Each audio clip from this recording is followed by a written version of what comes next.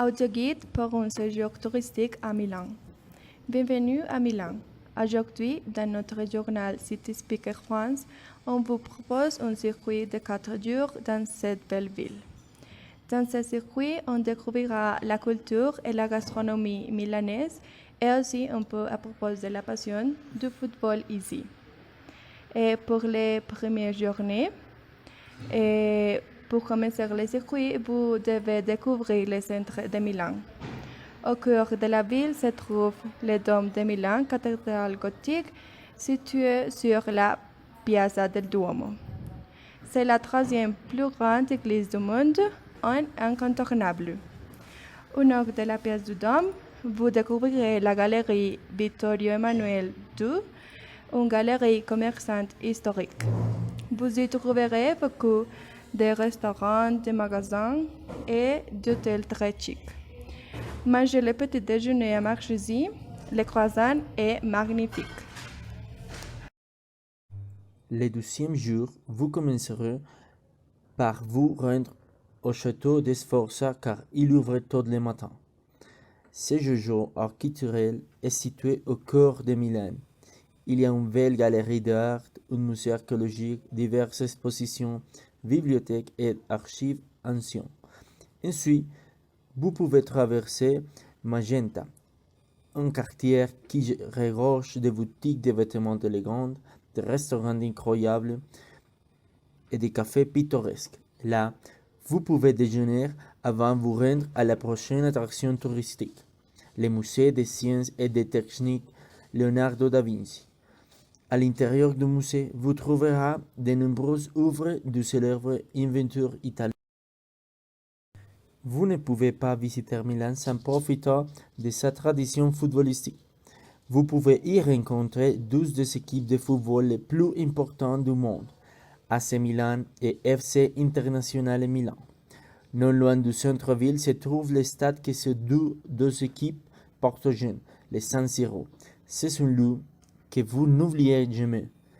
Le matin, vous pouvez visiter le musée San Siro pour en savoir plus sur l'histoire et l'importance du football dans la ville de Milan. Et l'après-midi, vous devez assister à un match de la Ligue italienne de football au San Siro pour vivre une expérience inoubliable.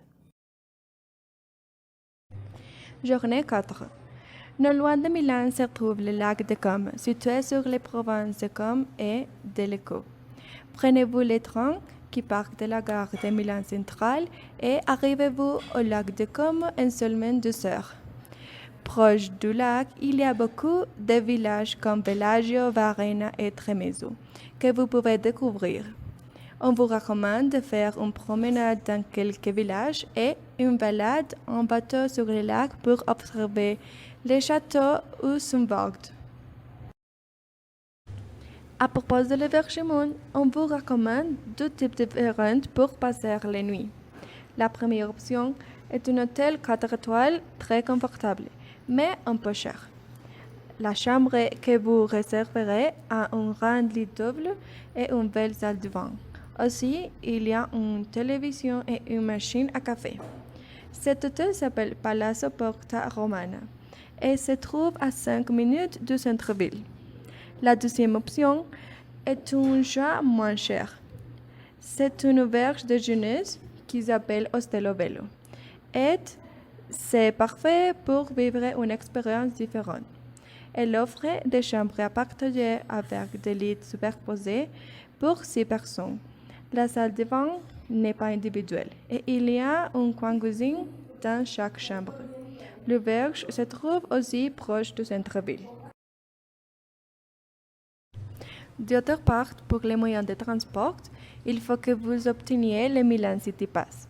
Ce billet est vendu partout Milan et est utilisé pour accéder au transport en commun et pour acheter des réductions sur les sites touristiques.